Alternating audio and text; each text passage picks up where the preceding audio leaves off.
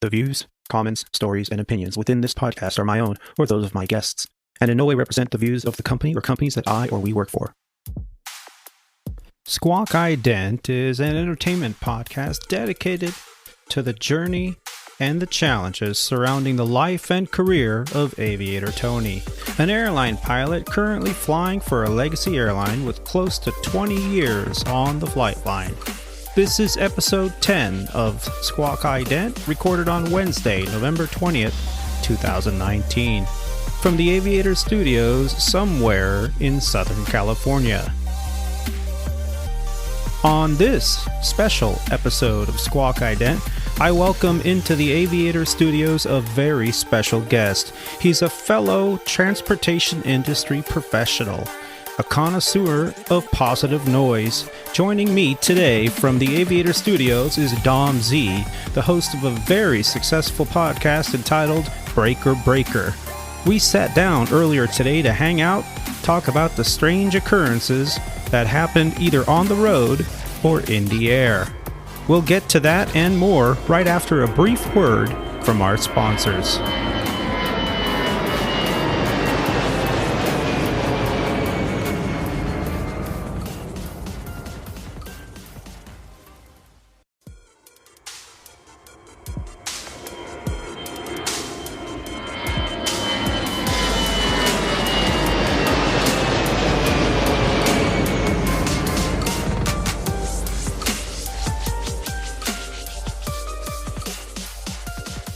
From the Av8r Studios, somewhere in Southern California, we have a very special show today, an epic crossover event that is one for the history books.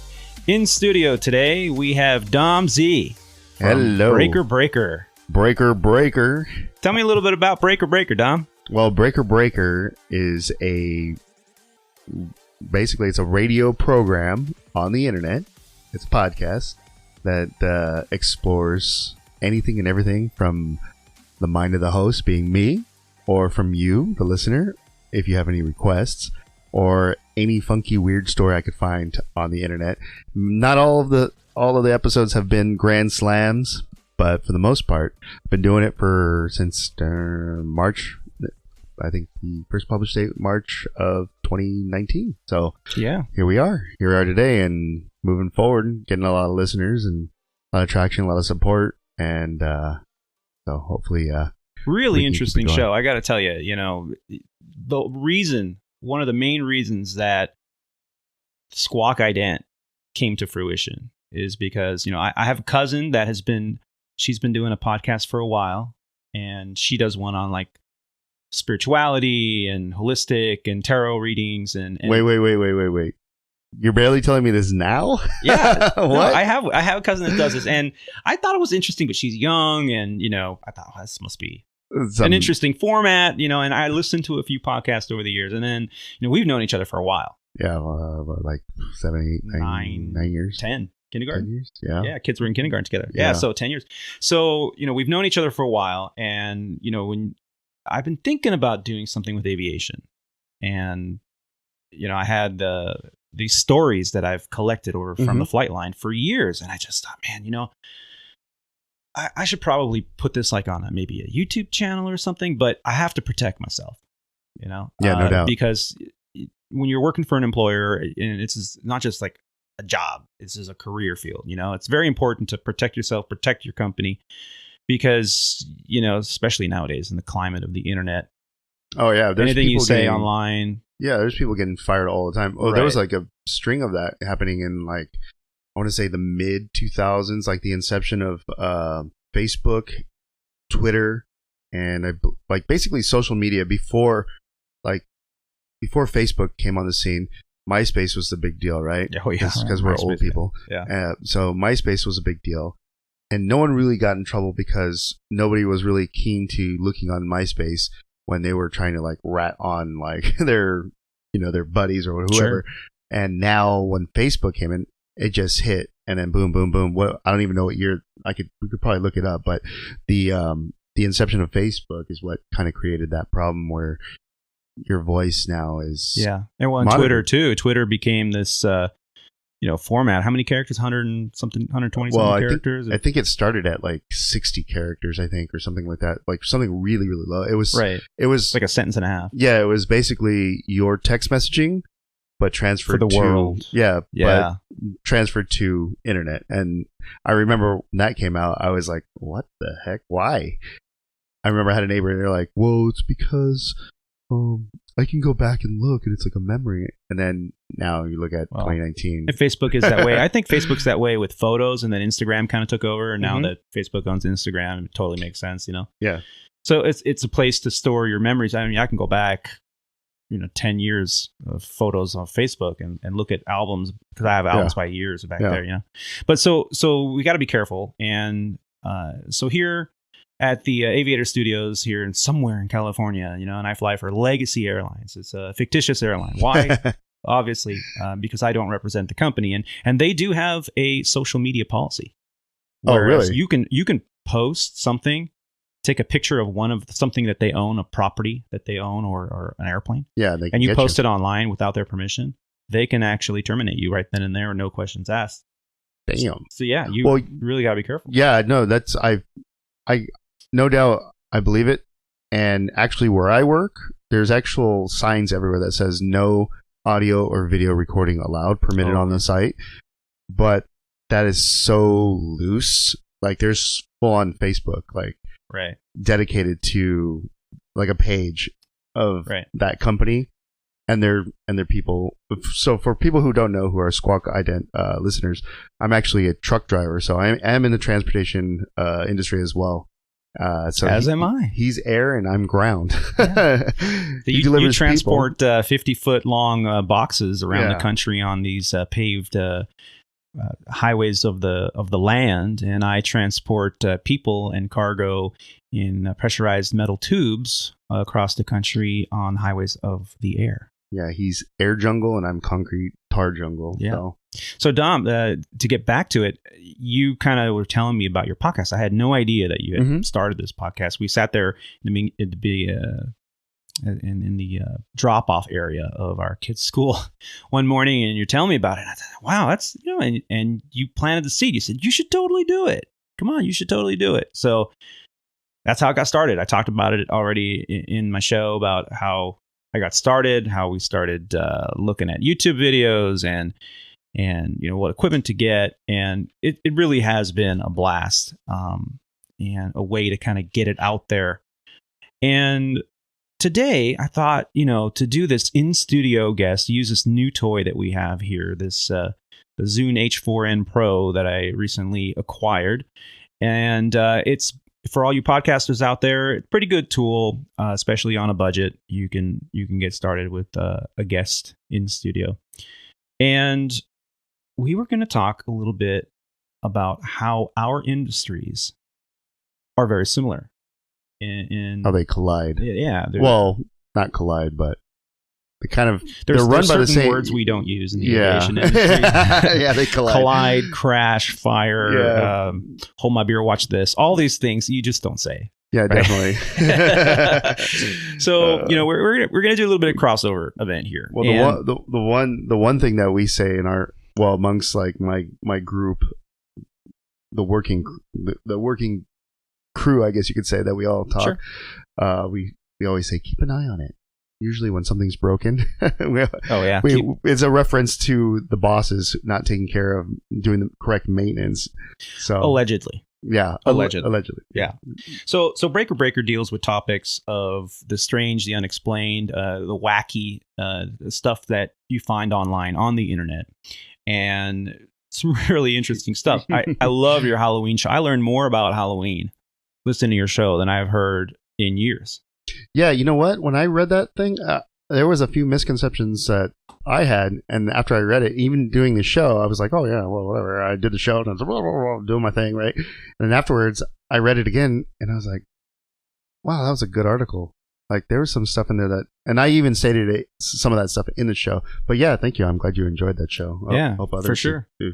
And now that you're starting to do regular guests on your show, and I've had one guest via remote so far. I've got a couple more lined up for the future. So stay tuned to Squawk Ident and Breaker Breaker for some really good shows. But let's get into this one. We kind of talked about what we wanted to dive into today, and one of the topics was the strange and unusual from the road. Yeah. And right? From the air. And from the air. So, well, hey, real quick, yeah. I've got some listener questions for you. They didn't want to post anything on the on any social media platforms or anything. Sure. But we got some questions for you from my audience. You want to start right now?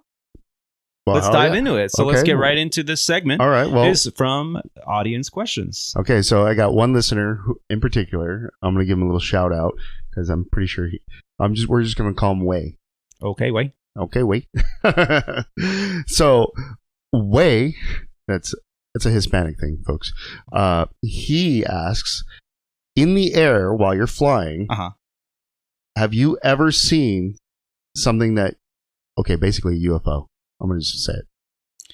So, or something that you've seen flying around or in the air, maybe not just a UFO, but something. I mean, this is a crazy question because. No, not at all. I actually hear this quite a bit, this question. Right. About UFOs, which I recently saw a video, I guess, online, and they actually, it was one of these UFO sighting shows, and they're no longer calling them UFOs, right? Yeah, what are they calling them now? They're calling I don't know. I have to look this up. But so, have I ever seen anything unexplained? Answer: yes. Have I ever seen an object in the air that was moving in an erratic pattern that I could not explain? Let's just say lights of some kind. Answer: yes. Do I believe it was an alien life form in a spaceship? No, I do not. That's the main question. If it's unexplained, what is it? What the hell is it? Is it military? And even if it's military, that could be unexplained. It could be something that's in the air that's not for your eyes, not for civilian eyes. So what could it be? You know, UFOs, and UAPs, CRAPs, whatever you want to call this stuff, depending on what branch you're in, if you're a public sector or unidentified aerial phenomena, ladies and gentlemen. That's what we're calling them now. They're no longer called UFOs. They're called unidentified aerial phenomenons, or UAPs. It could be anything. It could be a meteorite. Just yesterday, I was doing the red eye back. Actually, it was started 2 days ago, and did the red eye coming back from Maui. And we're on the hotel van, and the flight attendant is saying, "Oh, you guys are going to have a great show tonight." Like, what are you talking about? And she says, "Well, the meteor shower. It's going to be, just south of Orion's belt. If you look to the eastern sky." And I'm sitting there going, "Oh, I had no idea." And she was like a full-on astronomer. Yeah, totally. So we get in the airplane. We're taking off. We get to cruise altitude, and it was a beautiful, clear sky. And sure enough, my captain and I saw at least a dozen what we call shooting stars, meteorites falling to the earth, right? Fragments of something that fall. Yeah. It burns very hot as it comes through the atmosphere and the ozone layer, and it leaves a shooting star. So I was able to see at least a dozen of them. Some of them were, you blink, you're going to miss it. Others, lasted a good 4 seconds of burning in the air. So to me, if I wasn't told, or I never saw one before, and I saw a flash of light falling in a weird direction over the horizon, I would assume it was a UAP because I wouldn't know what it is. But I know what it was. I knew what it was. I know what they are. UFO. Okay, you're old school. You like UFO. I like UFO. Okay. I like the QX Files music. Yeah.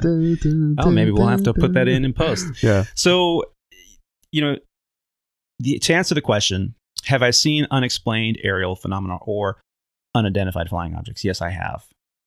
Do I believe that they were ever at any point something extraterrestrial? No, I do not. We fly over a lot of restricted airspace, a lot of military bases. There's a lot of testing that goes on in these places. White sands. And so, yeah. back up. You can't just tease that. So okay, so let's say you're flying, you're over the United States. You fly over the desert, or not even the desert. What's your view of the actual ground from your vantage point? Do you have that vantage point at all, or is it just strictly air, blue skies in front of you, or can you actually look down? We traditionally travel in the high 30s when you're cruising on a flight that's more than an hour long. So in my current aircraft and a current flight schedule, usually the flights are at least 2 hours long. So 36, 37, 38,000 feet. We're talking 6 miles over the surface of the Earth. Wow. That's pretty high up. That's high up. But you can see the on Earth a clear pretty day. good. Yeah, like so. Let's say roads, cities, what is it lights. when you do that thing with your wing? You mean rock the wings? Yeah, I guess. I don't know. For what reason? I'm not a pilot. I don't know. We can rock. Look. I mean. Yeah, I mean, we have the best view in the house. Like literally looking down. So has there been anything? I guess what I'm trying to ask. Have I seen anything on the ground? On the ground that maybe you're not supposed to have seen? No, because in terms of when an area is hot, or active, any flight coming into Los Angeles from the east, you're going to be flying over either Palm Springs area or Vegas area, right? Okay, and there's plenty of military airspace in that area. Palmdale, and just Lancaster. 4 days ago, this last week, we did a Las Vegas to LA. It's a short flight. It's like 40 minutes, 42 minutes. Okay. So you leave Las Vegas and you head southwest bound and you climb up usually to about 24, 26,000 feet. It's a very short flight. Why would you climb all the way up to come all the way back down? Right. So on that particular day, and it's not the first time it's happened, probably at least a dozen times in the last year alone, the air traffic control asked us to climb to maintain flight level 290, which is a couple thousand feet higher, because that is the shelf. Below that shelf is a military airspace, and the military airspace was hot or active. If the military space is active, the military is using it. Oh, okay. Whether they're using it with aircraft or tanks or exercises, 99% of the time, in that particular area, just north of Palm Springs, they're using that airspace to do tank training. The military has a good squadron of tanks out there, so and you can kind of see sometimes. You can kind of see, especially if they're doing it in the evening, they do it at nighttime, and you can see the flash. If you're paying attention, you can see the flash. If it's a clear sky, there's no cloud, you can see the flash from the tanks. They're using live ammo. And, so we had to climb up above. Now, did that restrict us from seeing what was going on down there? Not really. But if they were doing some like super government top secret stuff, maybe we were east of Las Vegas. If we were going that way, there's an area over there that you did a show about a couple months back that, in the event, they don't really fly you over that area. And if that area is hot, then it's from the surface all the way up to the stratosphere.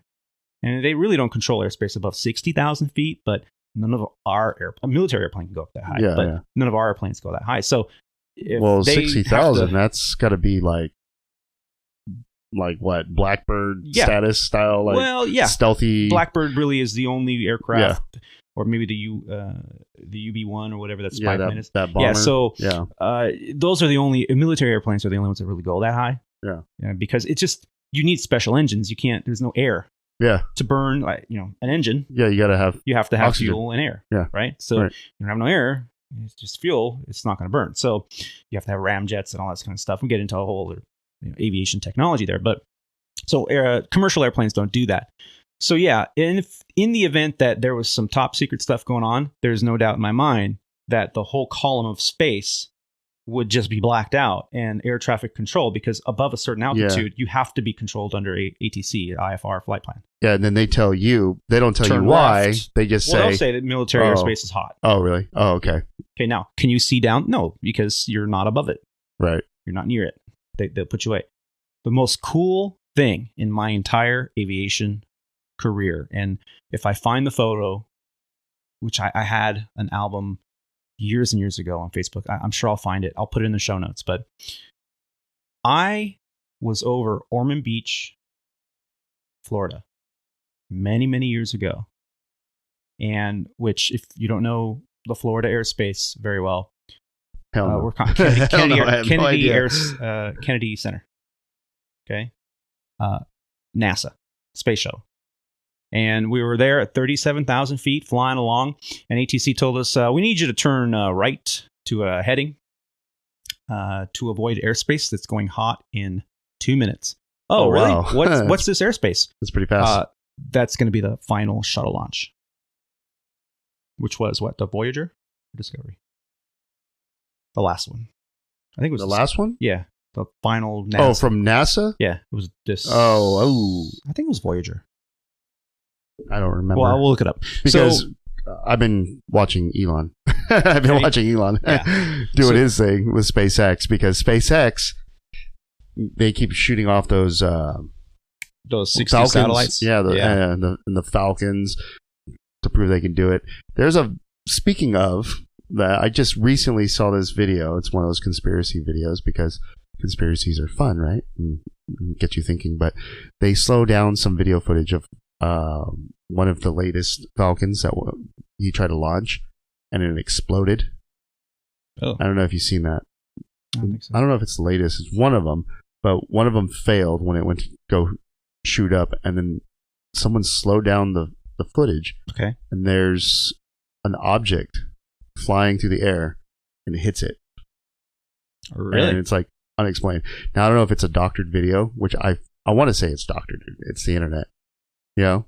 Yeah. But if you have to see it, and then you'll be like, okay, I'll take a look at it. It's either fake or, you know what I mean? Yeah. So for anybody who's out there who's listening who wants to see that, we need to talk to Mulder. Get Mulder in here right away. I need Mulder right now. I need Mulder. So 2011 was the final launch of the Space Shuttle Atlantis. I was at 36,000 feet.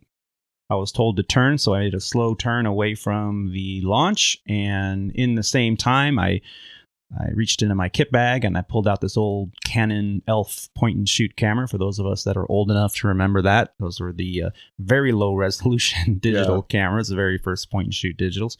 And I was able to capture a couple pictures. 35 mil? No, this was digital. It was a little pocket digital camera. It was 2011. And yeah, at a Kennedy Space Center, we were able to watch the final NASA launch from 6 miles above the surface of the Earth. And it was a sight that I don't think most of the public has ever seen. Right. Usually we see them from the ground, from, news coverage. Or on video. We got to see it from 6 miles over the surface of the Earth, and it was phenomenal. A week later, and if I find photos of that, I'll put them in the show notes as well. A week later, it was an evening flight, low layer of clouds, and all of a sudden we saw this bright white light. And we knew it couldn't be the space shuttle, because just a week prior, they launched the final one, the Atlantis. So we queried them. And this time we were far enough away, they didn't make us change direction. I said, what's going on? Are they launching something? And they're like, oh yeah, it's some kind of rocket or something. I don't know. It should be launching any minute. I'm like, yeah, it's happening right now. And I have pictures of that as well. And that was a amazing. rocket? It was a Delta rocket being launched from the Kennedy Space Center at night on a clear night with low-laying clouds. And this thing, it just disappeared, man. If you ever get a chance to go see a launch, and they open that up to the public. Did you see the one that just happened? I think it was this year, actually. Right here. Vandenberg? Yeah, out of Vandenberg. Actually, Julie, my wife, saw it. Yeah, and she has the pictures rockets of it. were going, right here. It seemed like it was like right over our house, and it just went. Yeah, it left that rainbow in Southern California. Yeah, in Southern SoCal. Yeah. So you mentioned UFOs from our user. I hope that answers the UFO question. The UFO question. That was a long enough answer. Trust me. Yeah, sorry. So you've seen a bunch of junk I've seen out some there. things. Yeah. But one thing I saw, we were going to talk about it anyway. Might as well dive into it right now. Right. Is strange things we see from the line. Is back in 2006, I was based out of Chicago and taxiing out for a flight. And it was one of those days where it's a beautiful day, and it was kind of a fall evening with a overcast sky. So the cloud layer was so thick you couldn't see the sun in the sky above, but it was bright enough. It wasn't very thick. And as we're taxiing out, we noticed over one of the terminals at the United Terminal, Concourse C, there was a hole like punched in the cloud. And I had never seen anything like that before in my life. And so you could hear the chatter on the frequency. Hey, what's that hole going? What's this weird cloud thing going on over the terminal? Or it's almost like somebody shot a laser out into space, and the heat from the laser burned the. I mean, that's what it looked like. Put a hole in the cloud. Put a hole, and it was a big hole. It's like made maybe a donut, 50 feet. Was it like wide, a donut, like a donut hole? Yeah, you know. So here it is, complete overcast, and in this one little circular area, there was this hole, and. Like, what the hell's going on? What is this? And I didn't think anything of it, because you're kind of in disbelief. You're like, nobody saw a craft, nothing like that. But little space aliens. A little while later, I was watching a Discovery show about alien chasers. Right? What was that? Do you remember that name of that show on Discovery? I can't remember. It was a couple of years after that. But so this show was going on, and they talked about it. This was the event happened. According to an article I found, I had to do a little research here from the Chicago Tribune on the Red Eye, portion of the newspaper article. From an article by Ryan Smith, March 20th, 2013, he talks about, it's entitled O'Hare UFO Sighting in 2006, one of the most famous reported. And he writes, the city of Chicago isn't known as a hotbed for UFO activity, but O'Hare's airport is home of one of the most publicized sightings of the last decade. A flying saucer-like object was spotted over Concourse C of the United Terminal in November of 2006 by pilots, airline management, and mechanics. Okay, so this wasn't, some random guy saying, I saw something over there. These are professional aviators. People, management even. I mean, well-educated people that they saw this. This is, and that you don't want to get like, oh, this guy's loony, right? Right. Your pilot license is could be a question. Yeah, a lot of people will question you and be like, okay, dude, you probably need to get psych eval. Yeah. Unfortunately, it happens sometimes, but another story. So the incident was reported by the Chicago Tribune columnist a few weeks later, noted that the object was first seen by United Ramper around 4:30 in the afternoon. After that, a variety of witnesses said that the object was dark gray, about 6 to 24 feet in diameter. Some said it appeared as a spinning frisbee, while others said it was rotating at all. All agreed that the object was silent and appeared just below the 1,900-foot cloud deck until shooting off into the clouds, leaving a circular hole shape in the cloud. Huh. I was there that day. I saw the hole. You saw the hole. If I read this, you saw the aftermath. I saw the aftermath. If I would have read this and not been there, I'd be like, oh, okay, yeah, sure. Yeah, whatever. Right. But you saw it. But I was there. I saw it. So, to answer, that's a great...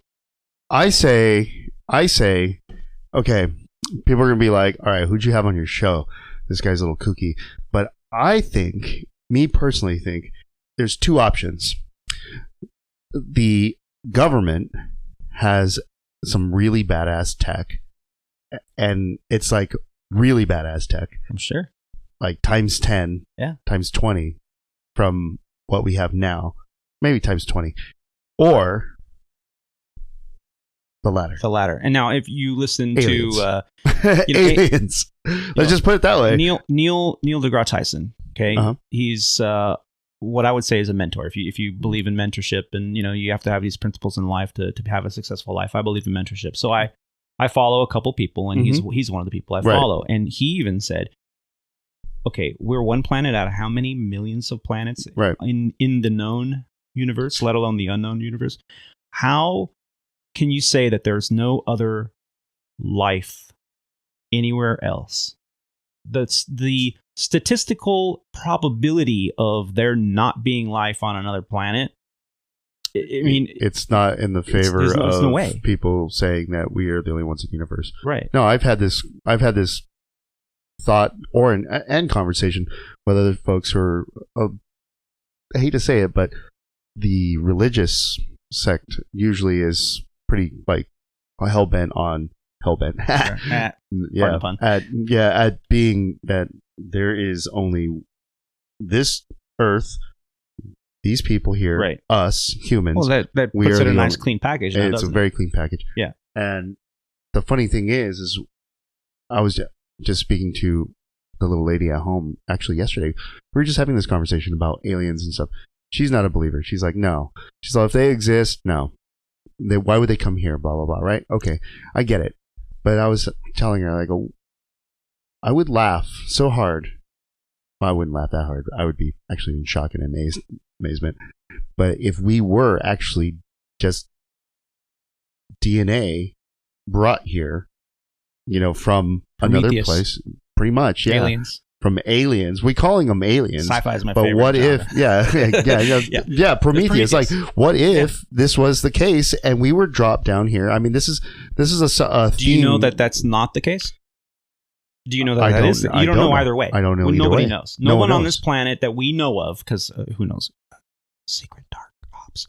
Nobody knows. Dark ops, black ops.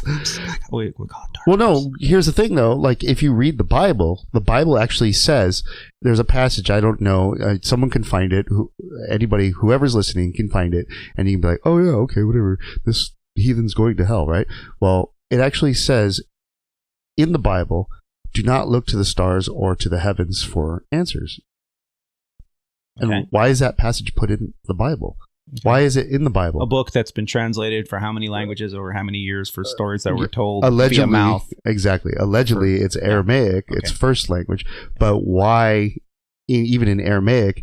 And then when you look at, I know it's going to sound really kooky, but I've only watched this show one time, Ancient Aliens. Okay, I've only watched it like once, and since then I was not sold on it. But it's a compelling argument because of the hieroglyphics.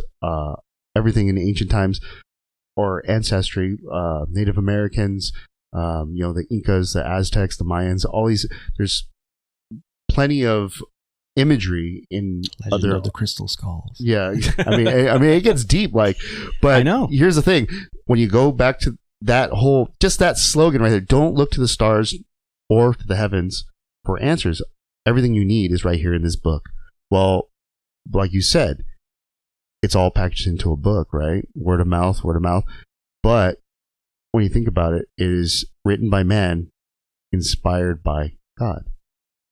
I try not to. And who's God? There's 3 rules in the cockpit. Do you know those 3 rules are? Right. 3 rules you don't talk about. Religion, politics, and Guns.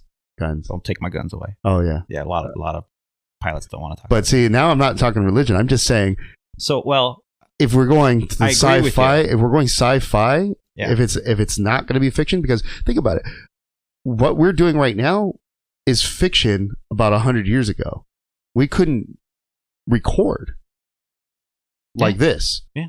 All of this is all science fiction 100 years ago. Communicating on a device that's in your palm of your hand, that worldwide supercomputer, just in the 60s. Right. How many 1,000 square feet was IBM's first computer? Yes. I mean, it was in a freaking warehouse. Right. It was controlled by countless people programming this thing with cards with holes punched out of it.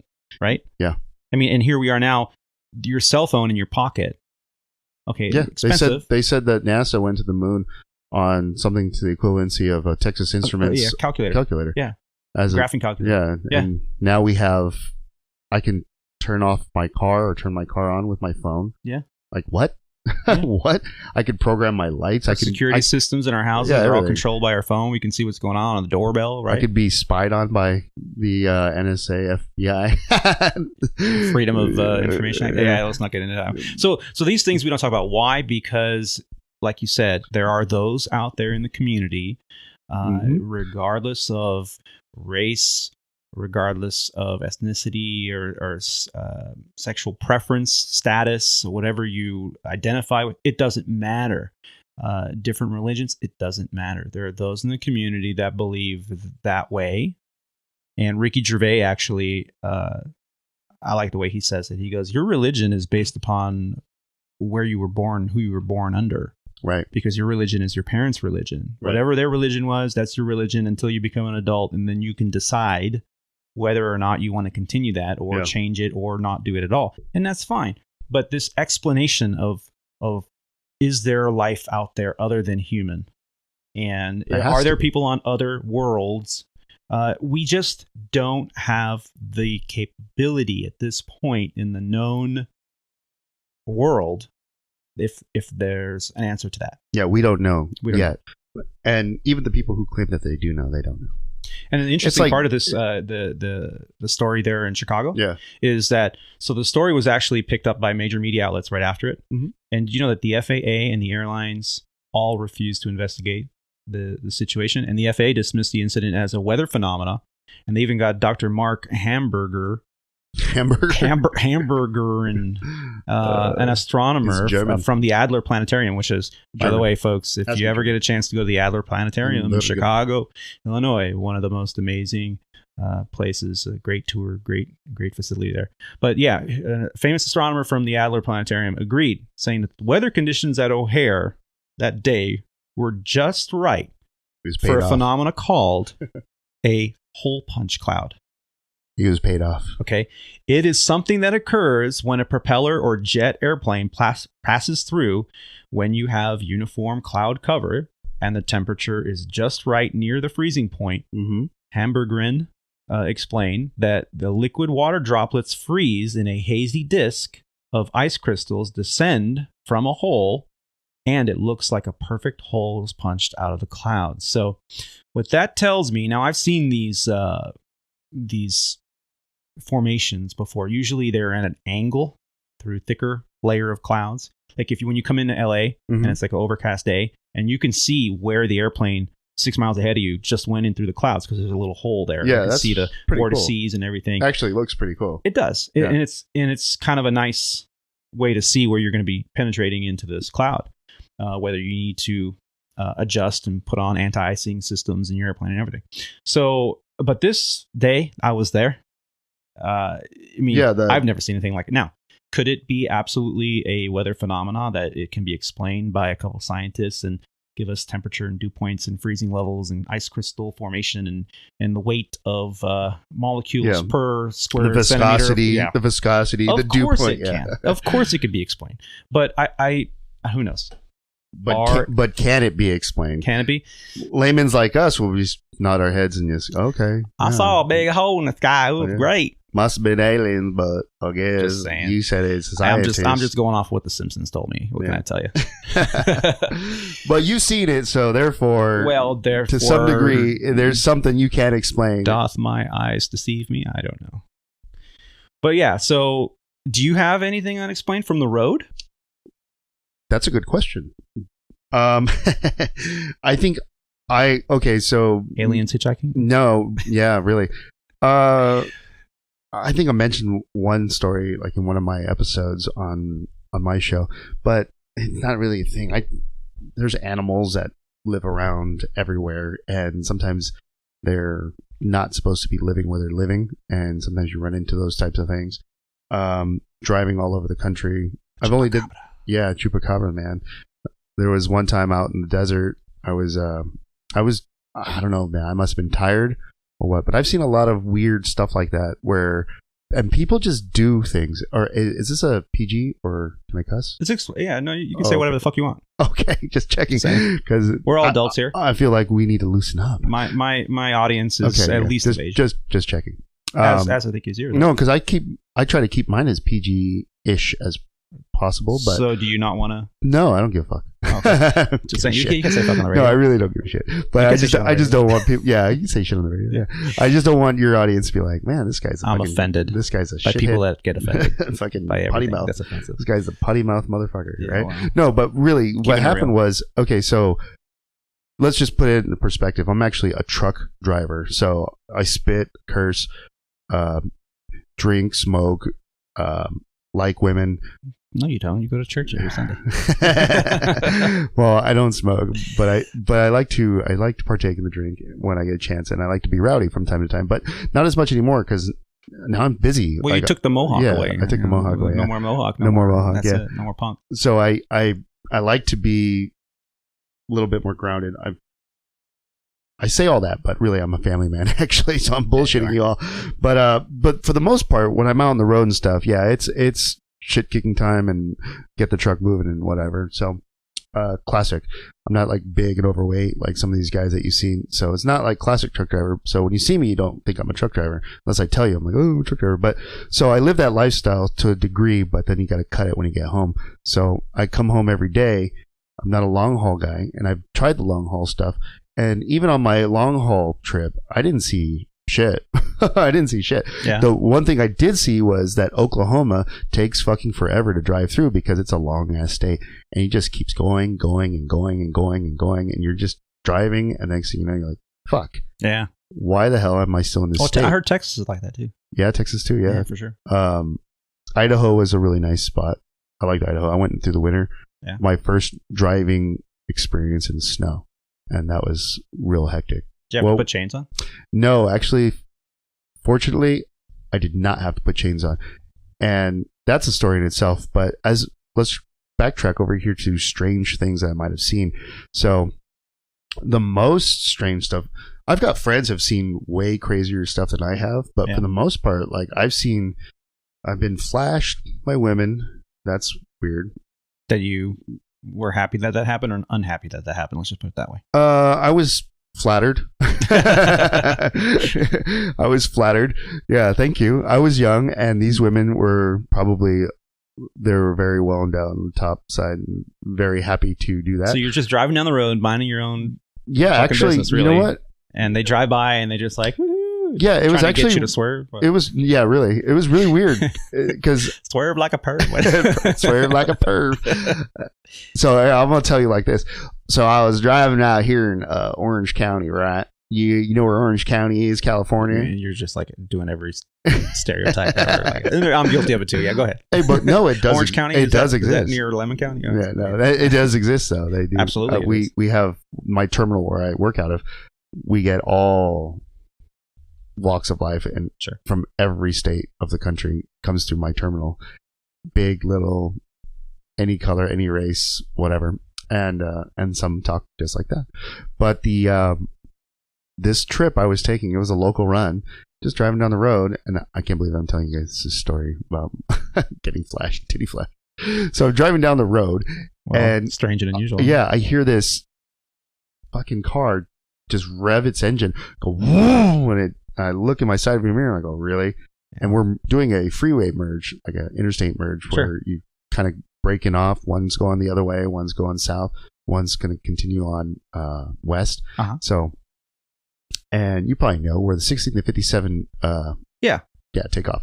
So I'm taking that 57 south, and as I'm over in like I think it was like the middle lane, there's a car comes up on my left side, and I hear it, and it's a loud fucking beast, and I know this is a monster V8 something or other. I look, and I can't really tell what kind of car it is, and it pulls up, and it revs its engine again right next to me, and I look down, and this it's a heavier set blonde woman, and she hangs out the window, and she from the top down pulls down, and it's the car, I kid you not, is one of those classic GTOs. Oh my God. Completely fucking souped up. I would have been very impressed by the badass car. By the car. Oh no, I was double impressed. Oh, double. Triple. Yeah, triple. Yeah. It was two females, and I guess they were just having a good time. And the sad part about it was that I was working on a Saturday, and they were joyriding on a Saturday. So there you go. But so it wasn't Christy Brinkley in a Ferrari. No, nothing like that. No, but so yeah, like little stuff like that. And there's some other ones that are probably a little bit more X-rated, if you know what I mean. Driving down the road and you see things that maybe. Well, you're in a truck, you're up high, you can see down in the vehicle next to you, and you can. Yeah, there's a lot of showboaters out there. There's a lot of showboaters on the road in the middle of the night. Oh, geez. Well, here's one. Yeah. This isn't creepy, weird story. I know we're kind of going for that right now, but I want to tell this story anyway. So I'm driving I'm in the desert, and it seems that the desert has this problem, or not a problem, because it makes for interesting. I guess people think that they're safe because there's no one around. Right. No, they want to be seen. Well, they want to be seen. So they should be driving through LA traffic then. Yeah, it's a bunch of fucking voyeurs. They fuck with drivers, man. I'm serious. So I'm driving up this hill going towards 29 Palms. It's a Marine Corps base town. Absolutely. We're just talking about 29 Palms. Yeah, 29 Palms. Yeah. North of Palm Springs. Right, North Palm Springs. Yeah. It's a Marine Corps base, and they do all kinds of training up there with tanks. With big tanks, yeah. And so I'm driving up middle of the night, and there's a car on my left side. Again, showboaters. Yeah. Well, they know where you sit on the left side of the cab. Yeah. So, thank you, Dr. Obvious.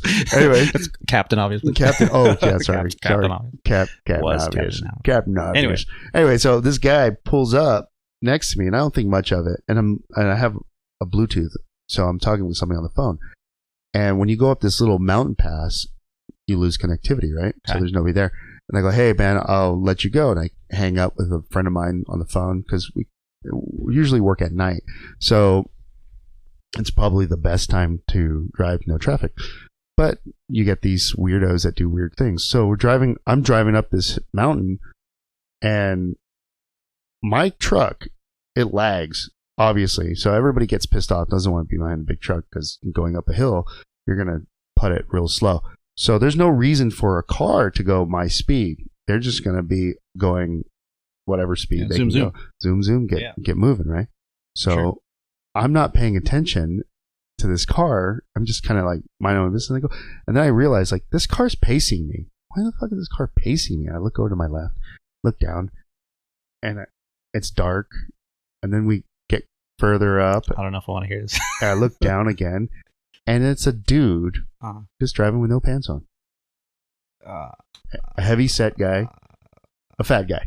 Well, yeah. Like a fat guy. Skinny, whatever. And we get up to the top of the hill, and he's just like driving. He came from the nudist colony. He's not doing anything wrong, inappropriate. Okay. He's just driving with his pants down. Yeah. Well, maybe his air conditioning was out. And it's Was it hot? No, it wasn't hot. It was actually wintertime. It was cold, and so yeah. Hence, I couldn't see anything. Not that I was looking, but right. I was like, "Hey, buddy, what the heck is that? What is that? Oh my god!" But yeah. So you've seen some shit. Yeah, those are just like the minor. Those are just like the quirky. But nothing like no images, no strange like hallucinations of light and smoke. Well, here's a. We go down to the Mexican border a lot, and this is the way I explain it out. So I go down there all the time, and I was doing a border run, making a run for the border. South of the border? Yeah, nah, not south of the border. Just right there, this little area called Otay. And if you guys are familiar, any listeners, you guys know where this is at. There's a small airport over there. They actually run those blimps. Those like the Goodyear airships, or whatever you call them. They run those. They park them down there a lot. And I think there's a prison down there too. And then of course you have Border Patrol that's always down there. So being a delivery driver, well, not like a delivery guy, but like a freight driver. Sometimes you get a chance to see what's in these warehouses being shipped. But let me just put that in the back of your mind, and then I'm going to go with the actual stories. So I got other friends who've been going down there just the same as I do for years. So I have never seen anything in the sky. This is where I'm going with this.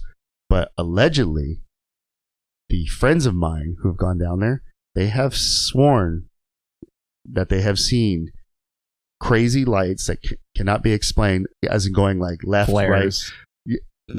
Yeah, I've seen those. Yeah, especially left, right, Mexico, up, down, Arizona. Yeah, especially on the border. They do a lot of reconnaissance training out there, and the spotter aircraft will drop a flare depending on the color of the flare. Then you would do your training, aerial training exercise, and then another flare and another. And so sometimes you see these things and you're like, that light, and then all of a sudden the flare does woohoo. That's because an airplane flew by it and the jet wash, and it blows the flare up, down, left, right, and they go, oh no, this is a UFO. It's unexplained. Yeah. Well, it's a flare more than likely, and I've seen those in that area. You would think that it's a flare, right? Well, I would hope. Well, I would think that it would be something explained away just as easy as that. But these guys swear it's not that type of a situation. They're like, oh no, this is like whatever it is. It has intelligent movement, like it's moving. Unexplained, yeah. Yeah, and it's not like an object. So then me being nosy and being curious, Curious. From Let's go with curious. From time to time, I'll be inside of this warehouse, and for a long time, there was this company that was shipping back and forth up to Pasadena. Okay. I can't remember the company, but it's an avionics company. Actually, they actually make drones. So full on suitcases of drone equipment. So the Border Patrol likes to use drones. Big ones and little ones. And they have to be illuminated. And guess what? Make the FAA happy. Yeah. They move intelligently because someone's moving them. That's actually, I never really thought about that, but that's probably one of the best explanations. Because a lot of these drones, they can go up pretty damn high. And if we have drones that you can buy for $19.99 at Big Lots or Walmart or whatever, that tells me that this technology has probably been around for a really long time. Oh, yeah. The government side of things, top secret stuff, prototypes and stuff, and then now they're out there, and they're the consumer. Someone leaked that information or whatever, and they started making drones and toys, and now we have them on the consumer level. But it's not really a hard thing to really. We already had RC cars, RC airplanes, so it's not really something that was inconceivable. You know what I mean? It was the next step. Now we're seeing people put guns and on drones. There was a few years back where some guy decided, it was like the first time. I'm sure it's been done already by the military, but this guy just straight up put a handgun on a drone with a remote trigger so he can shoot it. Obviously, it's not going to work. The recoil, wouldn't that really hurt the drone's ability for stabilization? Mm-hmm. Yeah. So my $1 million idea is put 2 more props in the rear, so every time it shoots, that's going to be in sync with each other. So when it shoots, it fires up those props. And now that you've said that on the air, let's see who comes up with it first. Yeah, who's going to? Hey, and then pay us. Damn it. Royalties. Yeah, I think that just went out the window. They've already developed it. It's already something. But you've never seen any phantasms. No. Okay, well, okay. So this I explain away. I explain away all these things to something logical. So you're on the road for long periods of times. Sometimes you get no sleep. It's night shift. You do a lot of night shift work. There was one. Okay, this is stupid. So my first driving job, it's a silly ass story. So I'm about 27, maybe 27-ish. Long time ago. Not that long. Not that long. It was like last year. It was like last year. Again? Yeah. Okay, maybe a few. How many times have you celebrated that birthday? Yeah, it was like a few years ago, per se. Anyway, so my first driving job, I was getting trained by this Vietnam vet, straight out of the movies Vietnam vet, from Utah. He wore the belt buckle, the Colt 45s, the double 45 belt buckle, facing inwards towards his wiener. You know what I mean? Like, oh, is that where it's facing? Yeah, that's where it was facing. Yeah. I remember seeing the belt buckle because he tucked his shirt in because he was old school. Yeah. He's like, and then it was always like a t-shirt, rolled up jeans, and some fucking shit kicker boots, right? Because he's a truck driver and he's a Marine. Because once a Marine, always a Marine. So he had the haircut, and this guy's like 60 some years old, right? And he had the haircut still. Probably does 50 push-ups every morning. Yeah. Chop. I got you. Yeah. Jar head, definitely. Flat top. So we're yep. And so this guy was hilarious. So he was a really good guy. I'm pretty sure he's still alive because you probably can't kill his ass because he was so old. Anyway, that guy, he's training me, right? We're driving, and he had that old Utah accent, and we're driving around, and I'm not used to this 12-hour shift thing. It was a 3 o'clock in the afternoon to 3 in the morning shift. Ouch. Yeah. So it's nasty. Yeah. So you get the 3 o'clock to 6 o'clock after work traffic. And then, of course, it dies down throughout the night. But then throughout the night, when it starts getting dark, you start getting a little bit sleepy. And then that time frame when it's about like 2 in the morning, that's that killer spot where you're just your like wackle. We talk about that on Squawk Ident, the wackle. When I heard window of circadian low. Yeah, exactly. When I heard you talking about that, I was like, It was probably 2:00 in the morning when I was listening to it. Probably. It's probably when I recorded it. I was probably like closing my eyes like, oh, yeah. It's a circadian what? Rhythm? What? Who? What? Nighttime? Anyway, so so we're driving, and I got to say, it's like my second day of training with this guy, and he's teaching me how to like drive. I had a license already, but you don't know how to drive unless you get trained to drive. And so we're driving down, he's driving back. I'm in call it the sleepy seat because you're a passenger. So it basically just rocks you to sleep. You don't learn shit. You just look out the window, you know, like Garfield on the fucking window, suction cup. And so we're driving along, and we're right here on one of these local freeways coming back, and I look out, and I swear, I fucking saw a fucking ostrich on the side of the road. That's how tired I was. Right here, local to us. And I looked over and I go, "Did you see that?" And he's like, "What?" I go, "Fucking big ass bird."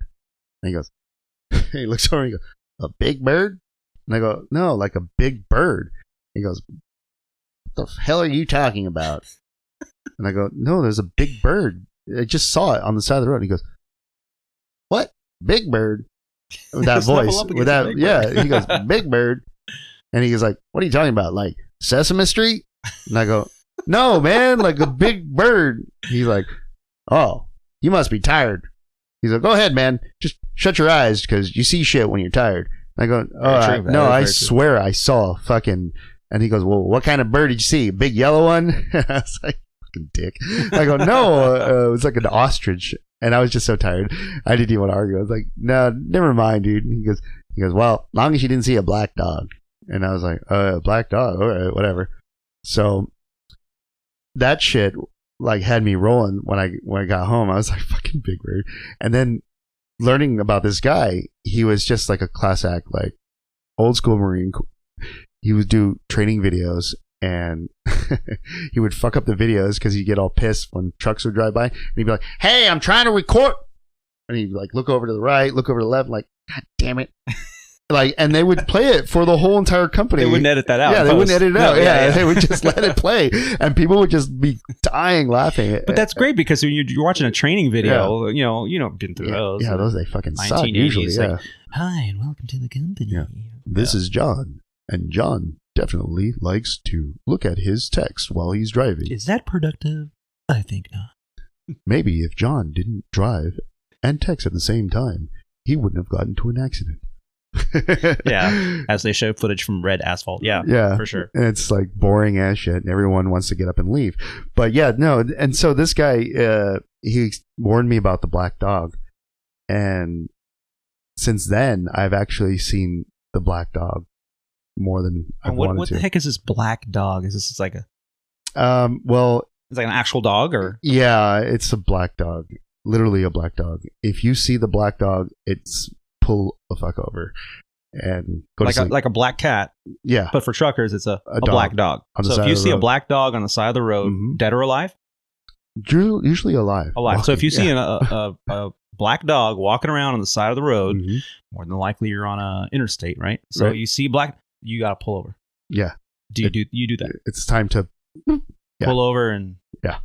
I've done it. I've had to just like really, like when I saw my first black dog, I was like, "Are you kidding me?" Like, no, like this is so ridiculous. There's no dog. So, you know, it's your brain. In Italy, for good luck, they say gratte le palle, which is scratch your balls.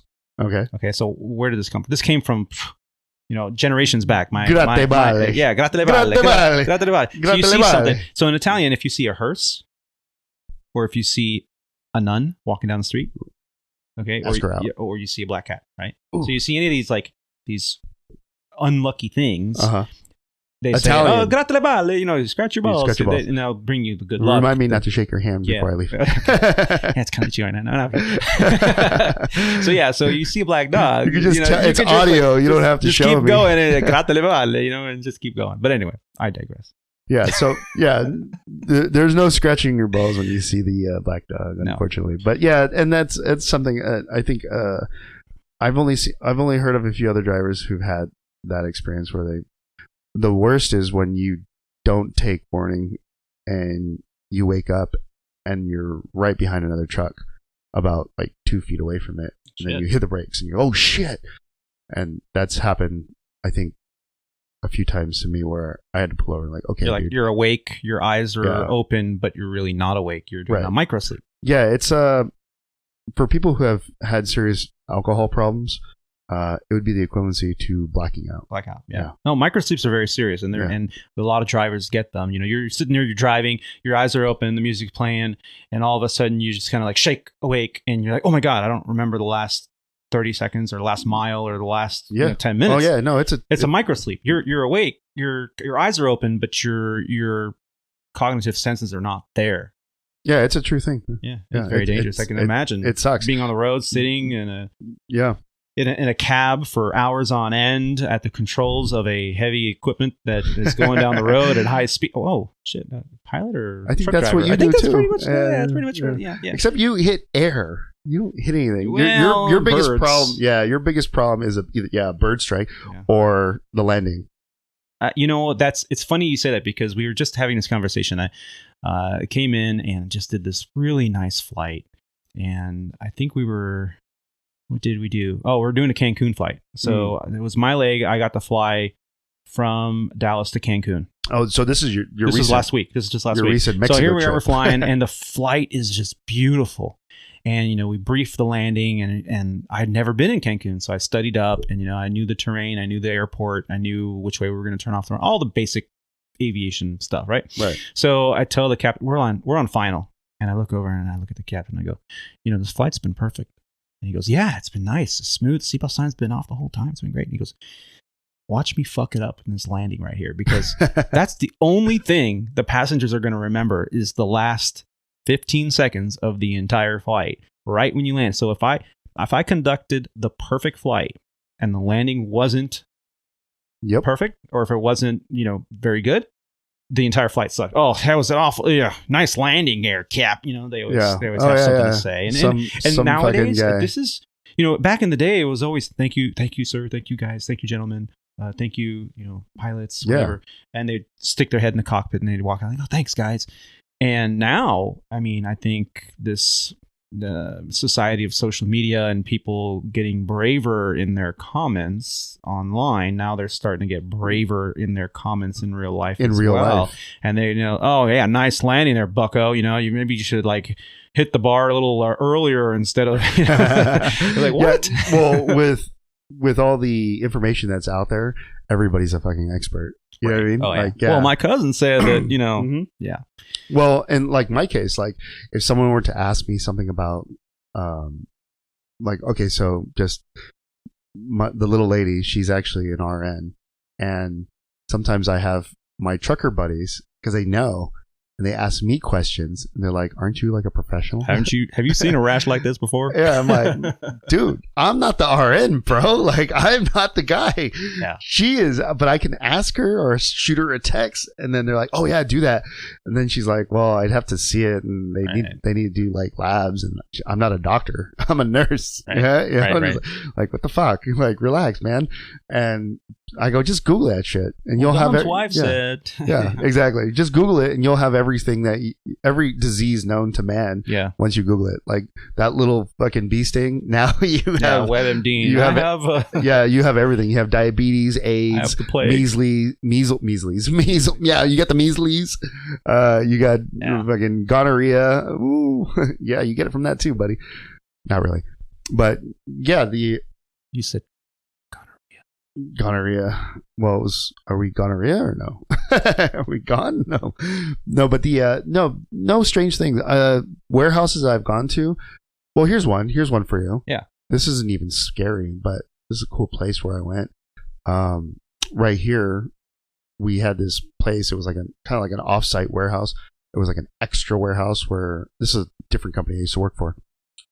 We'll call it Legacy Trucking. There you go. Or Legion trucks. Anyway, Legion.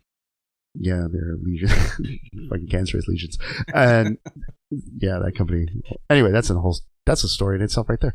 So this company, they had an offsite to an offsite, which was an old warehouse, and the way you docked up to it, it had these crazy docks that were at an angle, diagonal. Yeah, it was like 45 degrees. Mm-hmm. Yeah. Yeah, exactly. Yeah. So when you pulled in, you had to come in at an angle, and they weren't made for 53 footers because right across the way, which is not there anymore, it's not in existence. Actually, it probably was still there if I remember correctly, but they're not in use. Was old railroad, and those tracks. Sure. So you would basically use like an old like truck, like from the 20s and 30s, and then you dock in. And so that's how old this building was. Well, later I found out. Well, I made my delivery there, of course, and we unloaded the trailer and everything. And I remember going in there and I go, "Hey, can I use the bathroom?" "Oh yeah." Go in there, and it was old stalls, old bathroom with newer dividers, because obviously it's got to be renovated. Yeah, but the old bathrooms didn't have a divider. Yeah. No. Yeah, we just looked at each other. Yeah, in the 30s. So old ass bathrooms, the pipes, you could tell they're like old galvanized steel. Like, how do you wash your hands with like smut, and or rust or whatever. I don't know how they clean them. I don't know what. Turn the water on, it comes out brown for like 2 minutes. Yeah, exactly. Yeah, and I'm gonna wash my hands, and you come out dirtier. Brought this water in just for you from Flint. Yeah, Flint.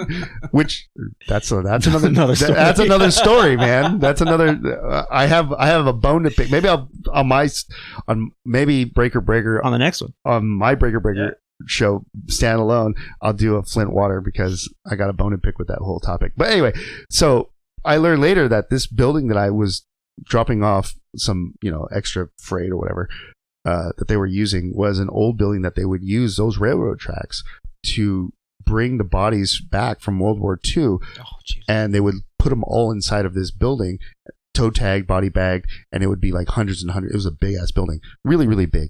So they would toe tag them, or whatever you want to call it. Sure. So the remains basically of U.S. soldiers. So the staging area basically for bringing over soldiers from the war. Yeah, basically, yeah. And so that would be where they would distribute, to families afterwards. Sure. So, and put them in coffins and bury them. But yeah, so that was the staging area, and it was once I had to go back a couple times after that, and then I remember going there and thinking about it, and like, this is kind of weird because now we're putting. It was actually auto parts that I was putting in there, so I was like, this is really weird because now we're from 1920 or whatever 1940s, a death building to hold my consumer fucking products. It's amazing the history of a lot of architecture in this country. And if we really go into some of these older cities and dig into the history, that artist loft that you just purchased for $527,000 that was in a downtown area used to be the tracks where they had, toxic waste and industrial farming equipment, whatever. Garbage, it's just amazing. But I actually stayed at a place years ago, more than a decade ago, and it was one of the most registered as one of the most haunted places in the U.S. What place in Chattanooga? Yeah. So I remember. Didn't you say something on a previous episode, or am I confusing that with a conversation that we had before? No, I think it was a conversation we had. So I never really saw a ghost. I'm not into that kind of thing, Right. But I remember I was. Wait a second before you go any further. Can you admit though, from time to time, you get the hairs in the back of your neck? Oh yeah. As a matter of fact, I just watched Sixth Sense. Oh, absolutely. Oh yeah. I get cold. I see red. Red fabric, and that means a ghost in everybody. No, I have. We all get those feelings. Those weird, that deja vu. Somebody's watching. Yeah, something's happening that it cannot be explained. And it makes for great horror movies. But yeah, so I was doing an overnight. I was a brand new. What kind of movies? Oh, horror. Oh, horror. Okay. Horror. No, horror. Okay. Horror movies. So scary movies. I was a new FO, and I'm flying with this, this crew. Hey, for my listeners, yes, FO is what? First officer. First officer. Okay. First officer. Which in every cockpit there is 2 pilots in the U.S. on a charter, at least 2, and there's always a captain and a first officer. Now both are qualified in the aircraft, especially now in the modern airline world. Both are typed in the airplane. Both fly the airplane. We take turns. Right. But there's somebody that needs to be responsible in the final authority. And usually it's the most senior person in the cockpit. And that would be the captain, who sits on the left side of the cockpit. The FO, or the first officer, is the one sitting on the right side of the cockpit. Now, that doesn't change anything. There are a couple procedural things that only the captain does, like taxi the airplane, because on the captain's side, normally he's the only one, or she's the only one, with what we call the tiller, which steers the nose gear of the aircraft on the ground. But in the air, and in terms of flying the airplane, both pilots are equally qualified. Right. Obviously, the captain's more experienced, but and they're the ones that sign the paperwork. Yeah, the FO is the underling, right? Yes, like I don't even want to say words like apprentice or anything, because you're both professionally qualified and licensed. But underling, nevertheless. Right. Okay, sure. Right. So I was. You're the low man on the totem pole. Like just 20, admit it. 20 years. Actually, I am right now. Oh, are you? Yeah, technically. You are? Yeah, because I didn't know that. You go to a company. Oh, here I am talking shit. You work your way up. You're whatever, Dick. Come over here. Yeah. Tell me. No, we're off the air. Yeah, you're gonna get a pound. No, so you work your way up, and then once you have the seniority and the time under your belt, then in a position opens up, you become a captain. Backtrack here, Squawk Ident. Weren't you captain at one point? Yes. Oh. Yes, I was captain for many years. Oh, at the other airline. Oh, okay. And then I was able to acquire a position with a new airline, a much bigger airline, Legacy Airline. Okay, so and then I start from the bottom.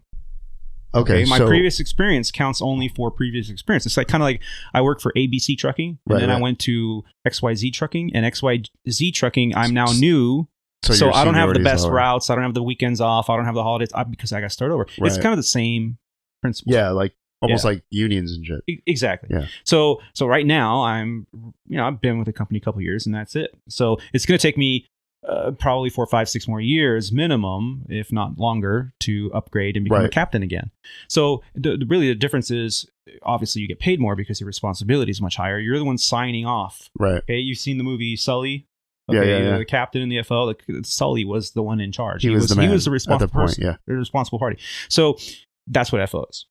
Okay, cool. So I was a young FO. It was like 20 years ago. I'm new with the airline industry. I've been flying for about 10 years before that, but still new with that airline. I'm technically talking to a captain.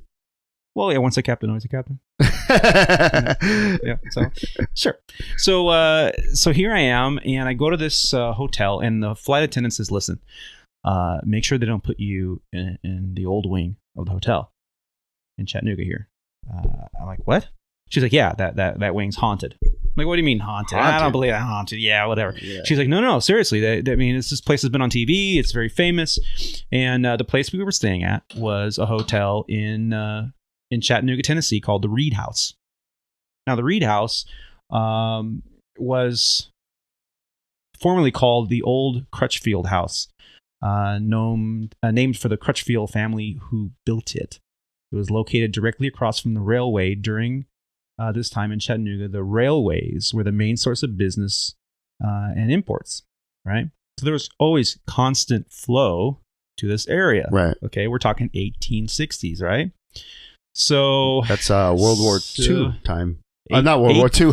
Civil War. Yes. We were talking about World War II. That was in my mind, but Civil War. So the Union soldiers would come through, and they would need a place to crash, to sleep, to have a female caller come in and give them a good time, right? So this place was they were just relatively really famous. Now, room 311 is the room that's in question. So as soon as we got to the front desk, my personality and challenged authority. So I heard this place is haunted, and the lady, "Oh yes, we have special tours of that room, and we have TV shows that come in and do their thing, and you can pay to stay in the room overnight as well. Very famous people have stayed there." She explained to me how Oprah Winfrey, Gary Cooper, Winston Churchill, even Al Capone have stayed in room 311. Yeah, you said Al Capone. Yeah. I remember you saying all those people. That. None of them said that anything really happened to them, but there have been plenty of people that have stayed in room 311 at the Reed House and have said that they've seen some weird things, heard some weird things, like, you know. And I asked her, I said, well, what kind of things? And she's like, well, the TV will turn on all of a sudden, you know, the hot water will turn on in the bathroom by itself. And, you know, people would leave the shoes in the closet and they'd wake up and the shoes would be at the foot of the bed, facing the bed. That would be insane to happen, because I have a problem right now with my TV turning on by itself. Phantasms. So, yeah, my TV turned on. Must be ghosts. It must be ghosts. It must be ghosts. Exactly. You know, or it just could be some RF transmitter from your neighbor or across the street that has interference with. I'm just saying. So anyway, the room it could be room 311 has, you know, all these spirits. Well, I kind of, they gave me a little pamphlet back then, and I lost the pamphlet obviously over the years, but I did some digging and I found out on Wikipedia. I started looking at the Reed House, and, you know, I tried to get some info for us talking about it today. And it said, well, many believe the room harbors the spirit of a woman named Annalisa Netherly. Okay, there have been legends to who this woman really was and how she became a spirit to haunt this hotel. But the most well-known of Mrs. Netherly was that she was a prostitute in Chattanooga during the 1920s and 30s. She was supposedly resided in room 311 for an extended period of time. And while the details are hazy, Miss Netherly, in fact, died in that very room. Some legends have it that she was found soaking in the tub with her head almost completely decapitated, more than likely done by a jealous lover or husband. Other legends say that she took a gentleman suitor to her room. He later decided his time and attention were better suited elsewhere with another woman, and she then brokenheartedly committed suicide. So the people that have stayed in that room say that Mrs. Netherly hates men, especially those who smoke, and many guests have stayed in the room, including those that I mentioned earlier. But most of them have not had any kind of paranormal activity. Now, I looked at their website, and it does indicate that they have remodeled the room to be identical to the way it was back in that time. Hey, so let's just stir shit up. No nothing, and it's all, you know, furniture from that time period. Now, I asked, I said, well, hey, can I stay there tonight? Because we were staying there on the layover, and I said, hey, let me stay there tonight. And she said, no, we don't allow flight crews to stay there, because, especially men, because then they don't get their rest, and then they have to cancel the flight in the morning because they didn't sleep all night. And, yeah, you know, and so I haggle you for the price. I was like, come on, man, just let me stay there. You know, nope, sorry, I can't do it. So I did not stay in room 311, so I cannot attest to the haunting or anything like that. And really, that is probably the most detailed place I've stayed where they've given me all this information about hauntings. We're going to take a quick break, but when we return, more from the Breaker Breaker and Squawk Ident podcast.